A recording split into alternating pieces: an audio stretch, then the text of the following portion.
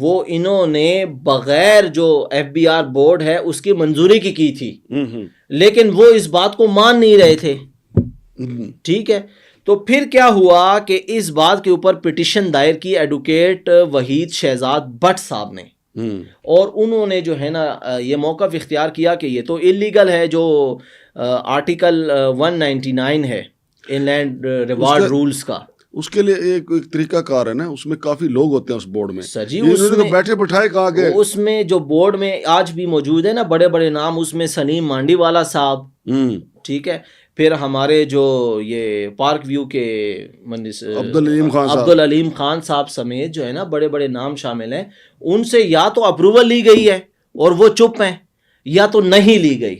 ہاں جی، یہی چیز عدالت نے پوچھی تھی principal secretary of PM، chairman FBI، members of policy board, federal ministers, head of parliamentary committees, auditor general of Pakistan and DG FIA سے کہ آپ ہمیں تحریری طور پر یہ درخواست جو ہے نا یہ جواب جمع کرائیں کہ یہ جو ریوارڈ منی دی گئی ہے یہ کس بنیاد پہ دی گئی ہے. جیسے کہ ہم نے کہا تھا نا کہ اس میں کیٹیگری A B C شامل تھی، تو کن افسران کو A میں شامل کیا تھا اس کی کوئی جو ہے نا واضح ہمارے پاس موجود نہیں تھی کہ اس بنیاد پر یہ کیٹیگری A میں ہے، اس بنیاد پر یہ کیٹیگری B میں ہے.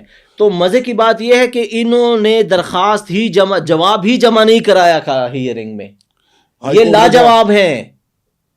ہاں ظاہر ہے یہ لاجواب ہے، کیونکہ جب وہاں پہ بتانا انہوں نے تو انہوں نے بورڈ کی پوری سفارشات سامنے رکھنی ہے کہ عبدالعلیم خان صاحب نے منظوری دی تھی نہیں دی تھی، یا سلیم مانڈی والا صاحب نے اس پہ کیا لکھا، پھر چیئرمین FBI نے کیا لکھا، باقی جو اس کے ایک طویل فہرست ہے نا. ہاں جی ٹھیک ہے، پھر پرنسپل سیکرٹری کو نہیں پتا، PM کے پرنسپل سیکرٹری ہے. میرا خیال ہے کہ اب اتنی آوازیں اٹھ گئی ہیں نا اس پہ، الحمدللہ ہماری آواز کے بعد معاملہ ہائی کورٹ میں چلا گیا. اب یہ ماسی ویڑا نہیں رہے گا، ریوارڈ نہیں رہے گا انشاءاللہ. یہ جس کو مرضی بلاؤ اور اس کو ریوارڈ منی دے دو، یا جو اچھا خوش آمدی ہے اس کو دے دو. دیکھیں ورکر کو ملنا چاہیے جو اچھا کام کرتے ہیں، لیکن خود ہمارے جو فیلڈ مارشل ہیں وہ کہتے ہیں کہ جی ہم نے تو اسمگلنگ کو ختم کرنا تھا، لیکن اسمگلنگ تو آسمانوں سے باتیں کر رہی ہے.